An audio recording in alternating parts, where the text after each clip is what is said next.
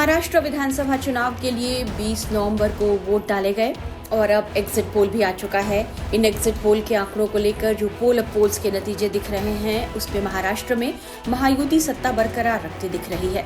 Maharashtra exit poll के पोल poles में BJP नेत महायुति गठबंधन सत्ता में वापसी करता दिख रहा है, तो विपक्ष को महाराष्ट्र में हार मिल सकती है।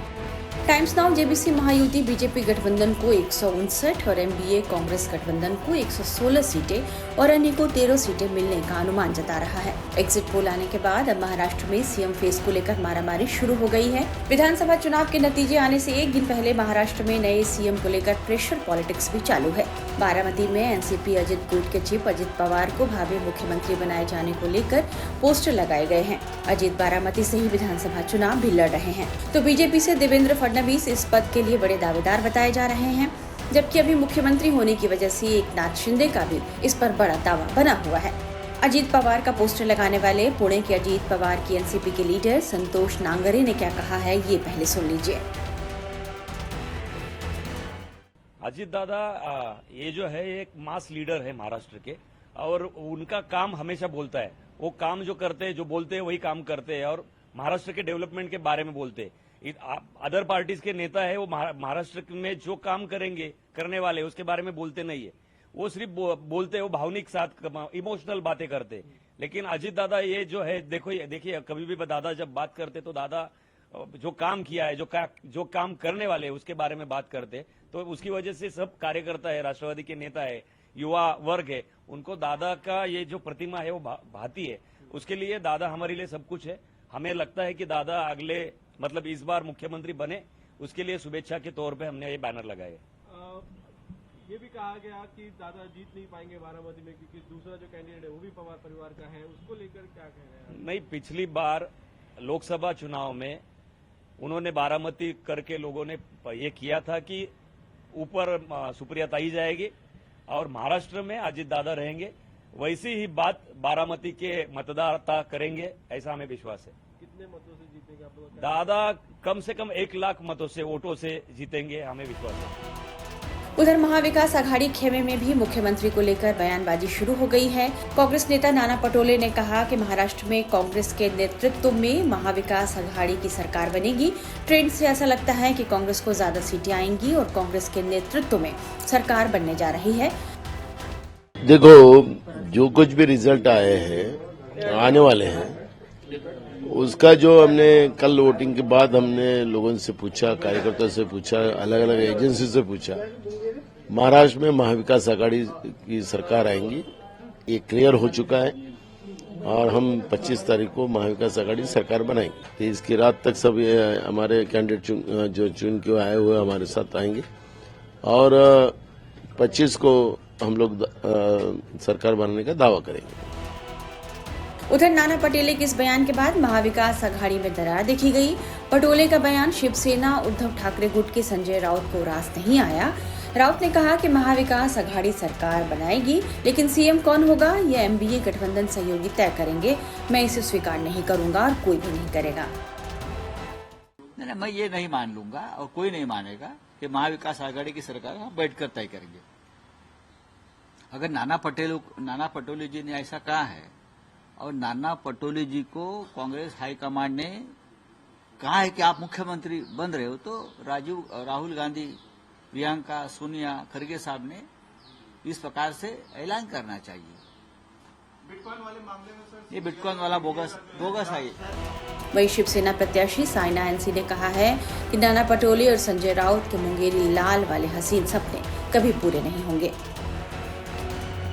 स्पष्ट रूप से महायुति जीत के आएगी और जो लोग विवादक बयान कर रहे हैं, मैं यही कहूंगी कि आपकी नैया तो डूब चुकी है, उम्मीद पे दुनिया कायम है, लेकिन मुंगेरी लाल के हसीन सपने मत देखिए।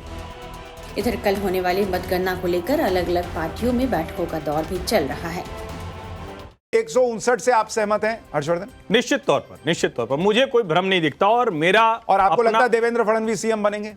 नहीं, देखिए ये थोड़ा रणनीतिक मसला है। देवेंद्र फडणवीस भारतीय जनता पार्टी में नेता के तौर पर बहुत महत्वपूर्ण भूमिका में हैं। नरेंद्र मोदी, अमित शाह, राष्ट्रीय स्वयंसेवक संघ, और इस बार का चुनाव जिस तरह से संघ एक तरह से कहें कि पूरी रणनीति में साथ रहा। देवेंद्र फडणवीस ने कई बार जिक्र किया, तो उनकी भूमिका महत्वपूर्ण, लेकिन मुख्यमंत्री पद का चयन रणनीतिक होता है, ये मैं लेकिन देखिए हमारे सर्वे में ये बड़ा चौंकाने वाला है। तहसीन देखिए, मोबाइल देख रहे हैं, जहां कांग्रेस 116 पे अटकी अपना मोबाइल में बिजी हो गई। ये कोई बात है? ये बात बाकी एग्जिट पोल्स देख रहा था, मैं बाकी एग्जिट पोल्स देख रहा था। अच्छा देखिए, हमारे सर्वे में एकनाथ शिंदे मुख्यमंत्री बने, ये 32.5% लोगों ने कहा है। उद्धव ठाकरे 22.1%, देवेंद्र फडणवीस उसके नीचे हैं 18.7% और नाना पटोले 7.2%। यानी अगर इन आंकड़ों के हिसाब से चले तो एकनाथ शिंदे फिर से सीएम पद पर वापसी कर सकते हैं।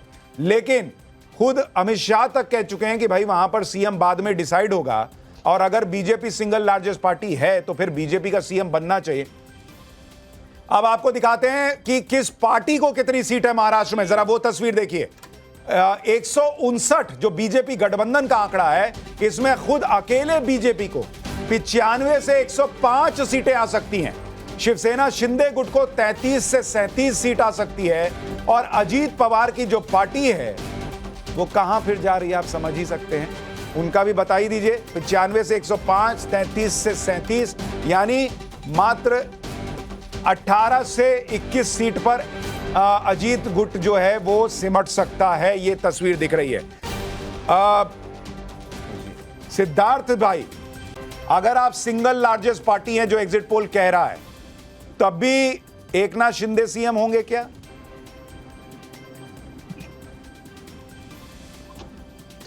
देखिए सुशांत जी, आपके आंकड़े जो बता रहे हैं उसमें एक बात तो स्पष्ट हो गई कि 50% से ऊपर लोग महायुति गठबंधन, बीजेपी प्लस गठबंधन का ही मुख्यमंत्री चाहते हैं।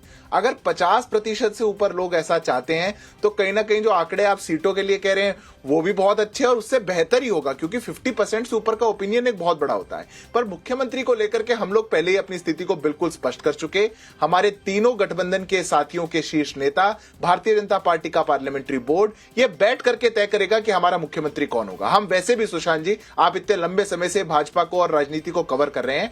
भाजपा मुख्यमंत्री बनाने के लिए किसी नेता को किसी पद पर बैठाने के लिए चुनाव नहीं लड़ती, हम विकास के लिए चुनाव लड़ते हैं। महायुति का मुख्यमंत्री होगा। अमित हमारे सहयोगी बताएंगे, वो भी बीजेपी में कवर करते हैं। अमित, अगर 159 बीजेपी गठबंधन और बीजेपी सिंगल लार्जेस्ट पार्टी है 100 सीटों के साथ, तो क्या एकनाथ शिंदे सीएम होंगे या बीजेपी का सीएम होगा? देखिए सुशांत, मुझे लगता है कि इस पोजीशन पे अगर आई है एनडीए के बारे में कि भाई वो लगभग 150 सीट आ रही, तो उसमें बहुत बड़ी भूमिका अगर किसी की रही तो वो एकनाथ शिंदे की। अगर आप 5-6 महीने पहले चले जाइए तो वहां पे एक निगेटिविटी था, कहीं ना कहीं जो जिस तरह से पार्टी टूटी, चाहे शिवसेना टूटी चाहे एनसीपी, इन दोनों में बीजेपी की भूमिका को लेकर वहां पर लोकल बहुत नाराजगी थी।